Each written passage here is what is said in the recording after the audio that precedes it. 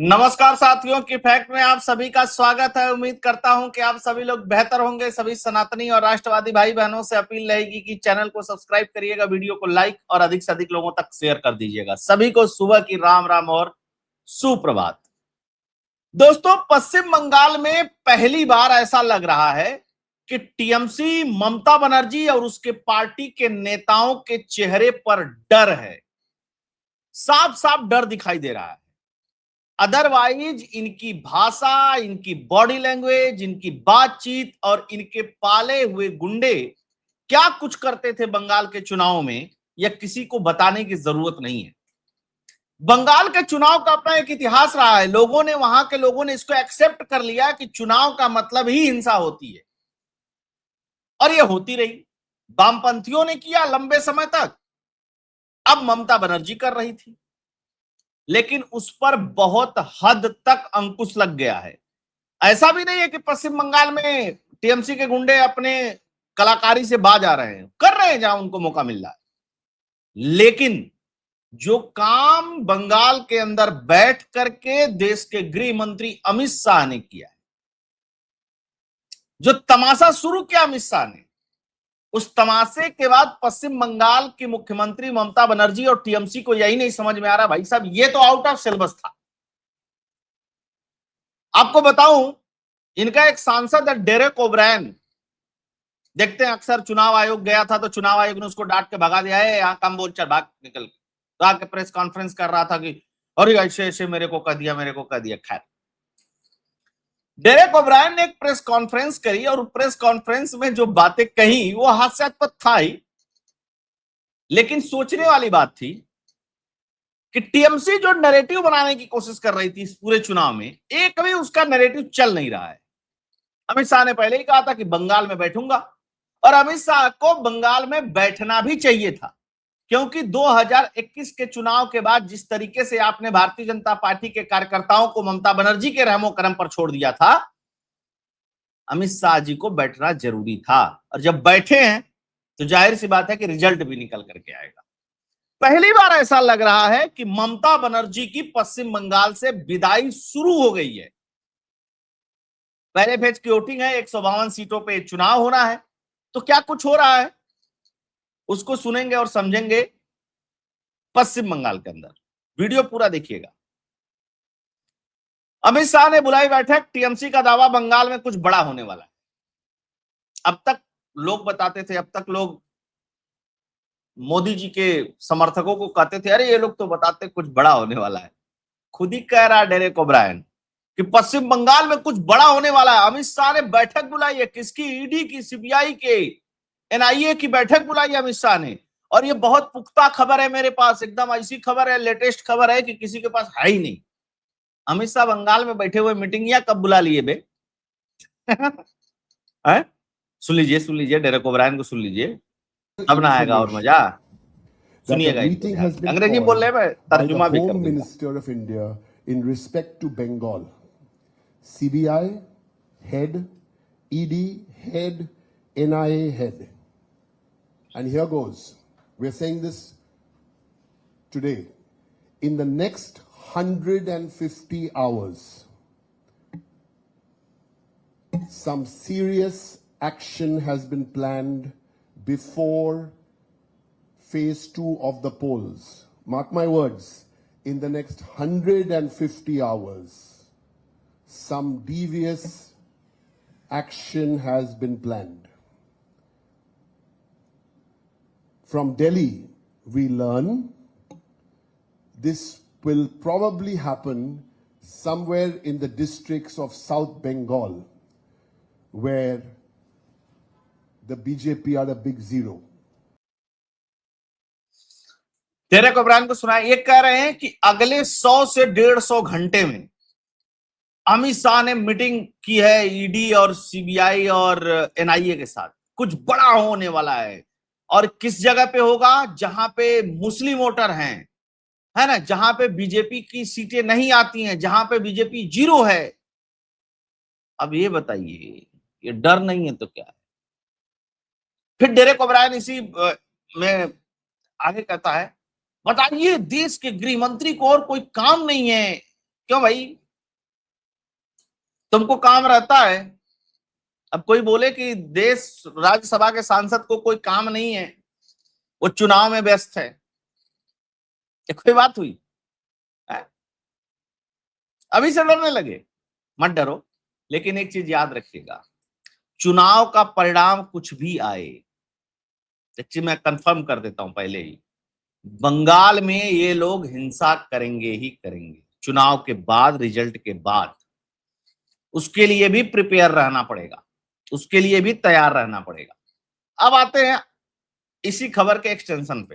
ये कह दिया इसने, ईडी सीबीआई गुप्त बैठक, टीएमसी ने शाह पर गुप्त बैठक का आरोप लगाया। मतलब अरे यार, बैठक गुप्त थी, देश का गृह मंत्री कर रहा है, अमित शाह कर रहे हैं गुप्त बैठक, और टीएमसी की हैसियत है कि पता कर लेगी, वो भी एनआईए और ईडी और सीबीआई के साथ। मतलब आप किसी को विश्वास हो सकता है इस पे? है? देश के गृह मंत्री वो भी अमित शाह कर रहे हैं, कोई और नेता होता तो चलो एक बार को मान भी लेते, और तुमको पता चल गया। गजब हाल है भाई।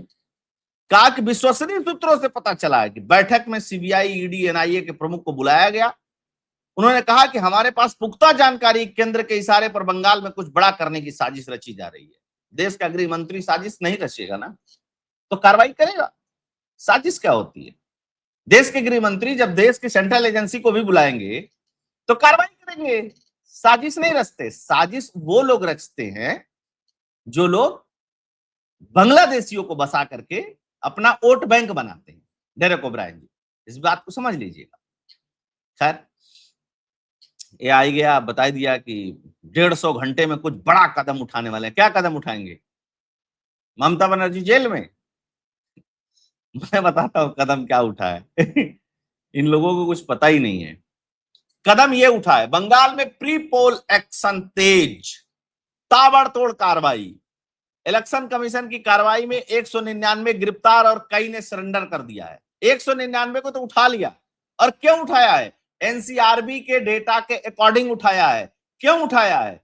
ये दोनों ही लोकसभा चुनाव में और विधानसभा चुनाव में पश्चिम बंगाल में इन लोगों के ऊपर एफआईआर तक दर्ज है, उनको उठा लिया, और ये सब टीएमसी के गुंडे हैं। हाँ, एफआईआर दर्ज कर लिया, स्थानीय कुछ चीजें थी, फिर उसके बाद कार्रवाई नहीं हुई, ये सब खुला घूम रहे थे। चुनाव आयोग ने कहा इनको पहले उठाओ। 200 प्लस संवेदनशील इलाके, मालदा, मुर्शिदाबाद, कूच बिहार पर नजर।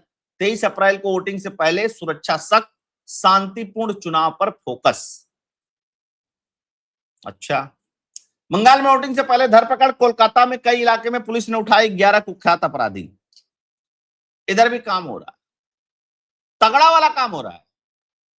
ये टीएमसी के वो थे जो पैसे बांटने, और ये जो कुख्यात 11 है ना, इनको इंडिविजुअल मत समझिएगा, नहीं इंडिविजुअल नहीं है, ये 11 जो हैं इनकी टीम है अलग अलग, जिसमें 10, 20, 30, 40, 50 हैं।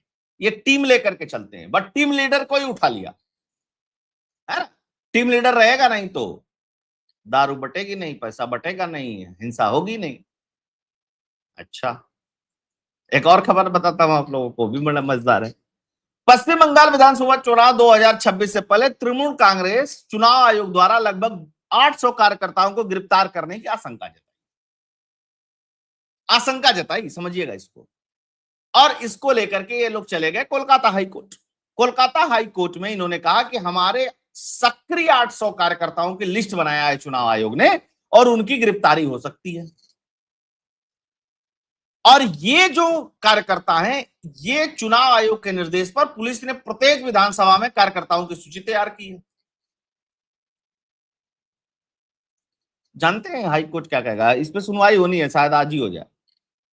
हाईकोर्ट सिंपल सी एक बात कहेगा कि इनकी लिस्ट क्यों तैयार हुई, 800 की क्यों तैयार हुई, तुम्हारे पास क्या 800 कार्यकर्ता हैं? फिर एनसीआरबी का डेटा प्रस्तुत कर देगी कि भैया एक क्रिमिनल है, इनको तो उठाया जाएगा, और चुनाव के समय पे होता ही है। ममता बनर्जी नहीं करती थी ये, या उनके राज्य में नहीं होता था, पुलिस ढीला रवैया अपनाती थी, चुनाव आयोग नहीं सख्त होता था, तो ये सब चीजें चल जाती थी। अब नहीं चलने वाली है। और ये 800 की संभावना के लिए वहां लिस्ट बना करके गई है। आउट ऑफ सिलेबस काम हो रहा है वहां पे। अब तक 500 से अधिक गिरफ्तारियां हुई हैं इस तरीके के लोगों की पश्चिम बंगाल में। अब मीटिंग किस बात की थी ये भी बता देता हूं। अमित शाह की कोलकाता में मैराथन बैठक, 142 सीटों के लिए बनाई विजय रथ की रणनीति। 152 पे चुनाव, 142 पे उनका फोकस है। ये है मीटिंग की फोटो। इसमें पश्चिम बंगाल में जो 142 सीटें हैं, इस जो पहले फेज की हैं, उसमें जो प्रभारी हैं, जो वहां पे काम करने वाले हैं विधानसभा में, मुख्य लोग, उनको बुलाया अमित शाह ने और उनके साथ 4-5 घंटे की बड़ी बैठक की कि किस तरीके से चुनाव कराना है, कैसे कराना है, कैसे तैयारी करनी है। क्योंकि अमित शाह ने जो तमाशा किया है ना टीएमसी के उसमें, वो ये किया है कि जो इनका माइक्रो मैनेजमेंट और बूथ लेवल मैनेजमेंट का काम है, उसको ये देख रहे हैं। आपको याद करा दें एक बात, ये सब क्यों हो रहा है। अमित शाह जी खुद जाकर के बैठ गए पश्चिम बंगाल में, और दूसरे व्यक्ति हैं सुनील बंसल। आप लोगों ने नाम सुना होगा, जो लोग उत्तर प्रदेश के होंगे वो सुनील बंसल का नाम सुने होंगे। सुनील बंसल और अमित शाह, ये दो लोग उत्तर प्रदेश में भी बैठे थे 2017 में। हालांकि लोकसभा चुनाव में उत्तर प्रदेश में अमित शाह प्रभारी थे। कोई व्यक्ति नहीं कह सकता था कि भारतीय जनता पार्टी उत्तर प्रदेश में इतनी सीटें जीत जाएगी, लोकसभा की और विधानसभा की। कोई नहीं, एक सिंगल व्यक्ति नहीं कह रहा था। हम लोग खुद ही नहीं मान रहे थे कि भाई मतलब 325 सीटें उत्तर प्रदेश में जीत सकती है क्या भाजपा, नहीं मान करके चल रहे थे। हाँ, ये जानते थे कि 250 के आसपास चली जाएगी, 325 विधानसभा में नहीं जीतेगी। अमित शाह बैठे थे और उनके नीचे बैठे थे सुनील बंसल, यही सुनील बंसल। अमित शाह जी का नाम तो आ ही रहा है बार बार, सुनील बंसल का नाम नहीं आ रहा। और सुनील बंसल भारतीय जनता पार्टी में एकमात्र नेता हैं जो बूथ लेवल एग्जीक्यूशन के एक्सपर्ट हैं आज के डेट में। ये जान लीजिएगा, सुनील बंसल ने ही उड़ीसा में माइक्रो मैनेजमेंट करके दिखाया था और उड़ीसा भारतीय जनता पार्टी जीती थी, जबकि बहुत सारे लोग कह रहे थे कि नवीन पटनायक आ जाएंगे ले देकर।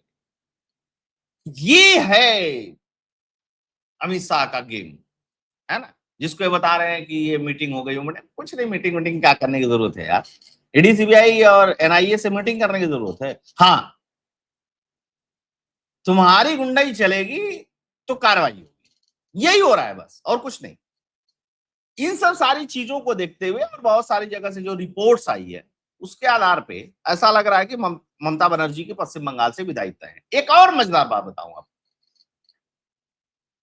जो बंगाल के बाहर लोग काम करते थे, चाहे वो जयपुर में काम कर रहे हो, चाहे वो मुंबई में काम कर रहे हो, चाहे दिल्ली में काम कर रहे हो, चाहे देश के किसी कोने में काम कर रहे हो, पहले क्या होता था कि पश्चिम बंगाल के मुसलमान वोटर तो जाते थे हर चुनाव में वोट देने के लिए, 80-90% चले जाते थे, हिंदू वोटर नहीं जाता था।